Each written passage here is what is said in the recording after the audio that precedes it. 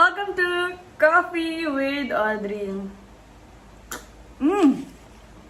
Sarap. Today we're going to talk about 5 debt traps na sinabi dito sa book ni Andrew Lewison, The Debt-Free Lifestyle. So, kasi baka this year gusto mo na talagang totoong bayaran i-clear yung mga utang mo, tama ba? Alam mo ba na may utang din ako dati? And it's so liberating. Parang sumobra ako sa gaan nung nakabayad ako sa utang. And I want you to experience that. Yung magaan na magaan yung feeling mo. So, pero for now, pag-usapan muna natin yung 5 debt traps.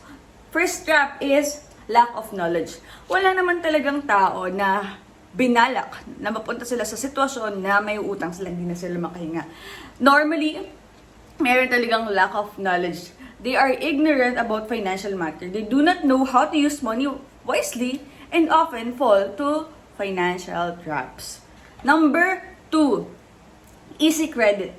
Kasi 'di ba, most likely mas maraming tao na yung wages is bitin, kulang ganyan. Kaya naman na tatrap tayo sa mga bagay or mga nagpapautang na tapos magpa-promise tayo na babayaran natin next payday.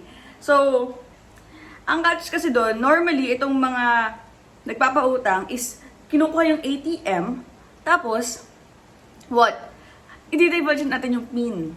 Nako, parang mali. So, also, it's a financial slavery. 'Di ba? Okay, next. Financial slavery, yung payday to payday, palagi kami utang, kulang ulit. Utang ulit, kulang ulit, utang ulit. Oh my God.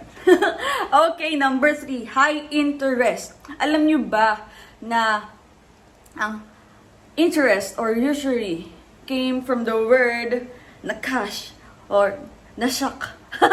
So, ibig sabihin nun is to bite. It's a Hebrew word. So, sabi nga ng ibang commentator, and dinescribe nila ito as a bite of a snake. So, borrowing with high interest rates sa mga unscrupulous lenders is para kang being bitten by a serpent. Ganon ka lala. And baka ikamatay mo pa. Okay? Trap number 4, guaranteeing others' debt. Guaranteeing others' debt. Ito yung helping na hindi nakakatulong sa atin. Ito yung helping na bad. This kind of helping is bad. Sinasabi ko na sa'yo. So, alam mo kasi yung mga Filipino tayo, parang we feel obligated to help kahit na hindi na natin talaga kayang tumulong. Sometimes, kino-cover natin yung other people using our name. Actually, sabi sa Bible, sa Proverbs 6, verse 1 to 3, "My child, if you have put up security for a friend's debt or agreed to guarantee the debt of a stranger, swallow your pride, go and beg to have your name erased." Ibig sabihin ako, wag mong gagawin, at kung ginawa mo, pabura mo na yung pangalan mo dun.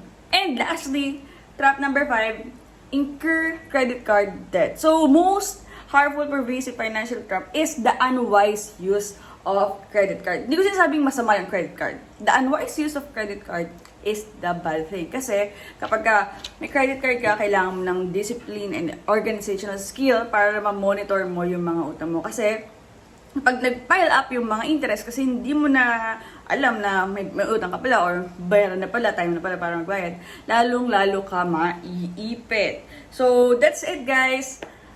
5 financial traps. Sana nakatulong ako today. So, bye! See you tomorrow!